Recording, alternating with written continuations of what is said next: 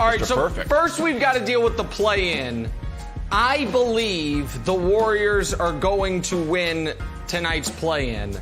And so this will be the Western Conference bracket. And by the way, as Wilds mentioned, called me Mr. Perfect, last year, my Western Conference bracket, perfect. My Eastern Conference bracket, thrown off by the damn Miami Heat. But it was the most, if you know, people track these things, it was the most accurate playoff predictions of any NBA analyst in America last season, was the one given right here on this show. So pay attention. That's right. All right, first round in the West right now.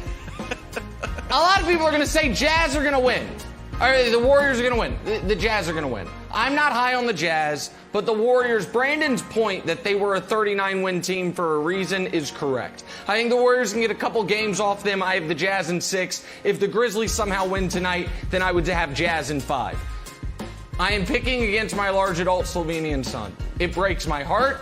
I don't want to do this, but my commitment to take and gambling integrity demands I give you where I'm actually putting my money. I think it's a great series. I think Luka's good enough to get 2 of them off the Clippers by himself. His teammates will pitch in for 1 more.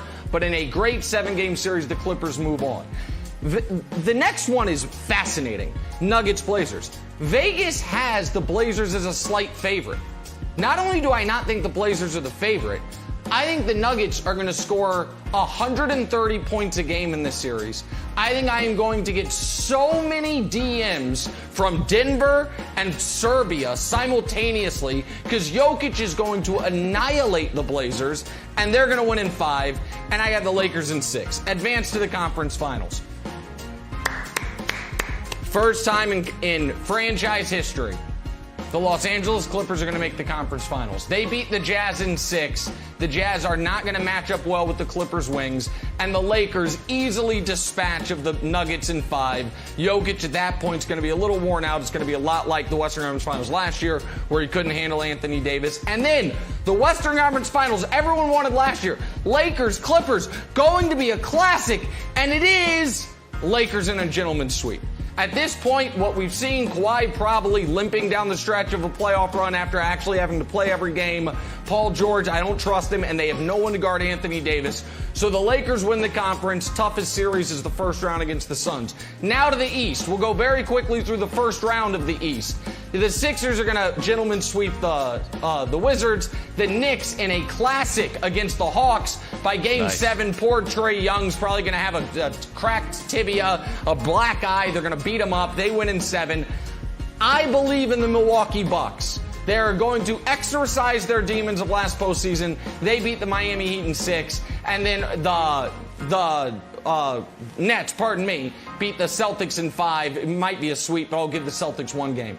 Now to the controversial part. Obviously, the Sixers will beat the Knicks in 5. I think Milwaukee beats Brooklyn.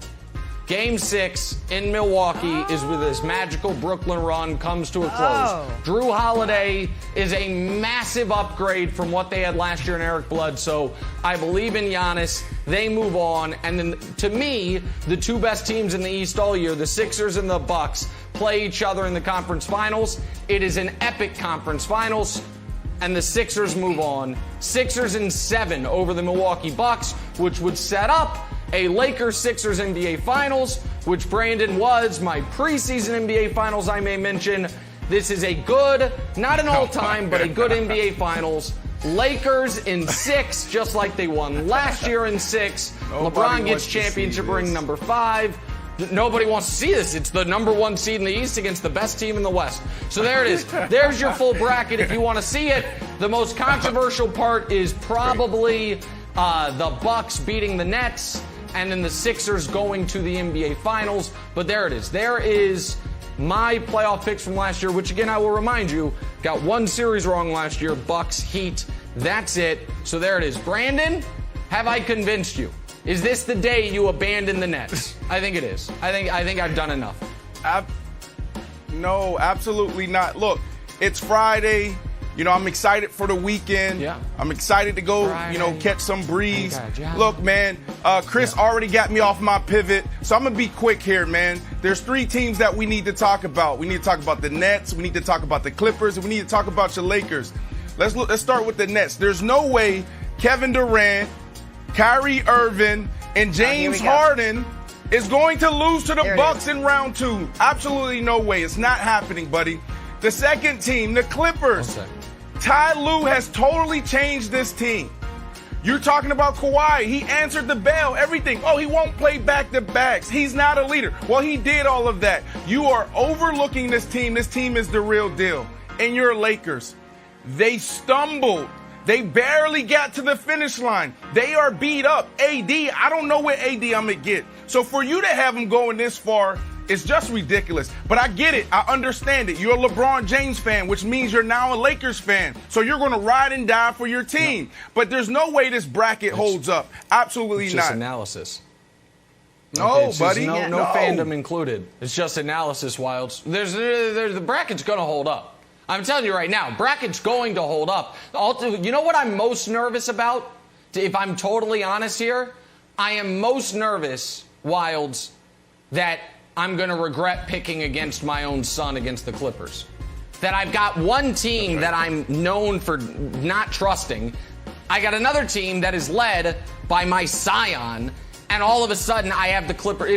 If the Clippers beating them, my head says the Clippers will win that series because I don't think the Mavs can guard the Clippers' wings. But I thank you, Jenna. I appreciate that. But Wilds, of all those picks, that's the one I'm most squeamish about. That's what I was going to say. I called you Mr. Perfect with an asterisk because you went perfect with an asterisk last year, and I support you. I think this show thrives in 2 ways. One, where you have something controversial to say, and we just cut you down. We just try to throw as many arrows in you as possible. The other way it succeeds is by fully supporting this, which I really like. I like this entire bracket. The question for you is this. And maybe I'll throw it to Brandon. Brandon, you saw please do. the Brooklyn. You saw the Bucks sort of like underachieve in the playoffs for 2 years. And each year Giannis learned something, and now it feels like he's got the time. And we've seen super teams come out and struggle. The Celtics famously didn't, but other super teams take a little while to gel.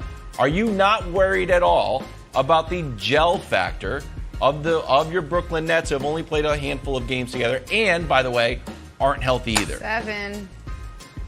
Hey, Kyrie Irving. Hey, Jordan. Hey, James Harden. Guys, get in here. Let me tell you what we're going to do against Giannis and the Bucks. This is what we're going to do. Build a wall. That's what everybody else did. That's what Miami Heat did last year in the bubble. Build a wall. He can't shoot.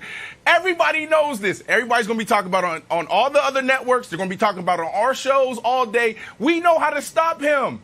So please, this makes no sense. Giannis hasn't developed. Once he's ascended from good to great, and now we're talking about going from great to elite, he needs to develop that shot. He hasn't done that. So that's why I'm not worrying about the Bucks, because you need Giannis to drop 40 a night when you got these 3 guys that can drop 25 apiece each night.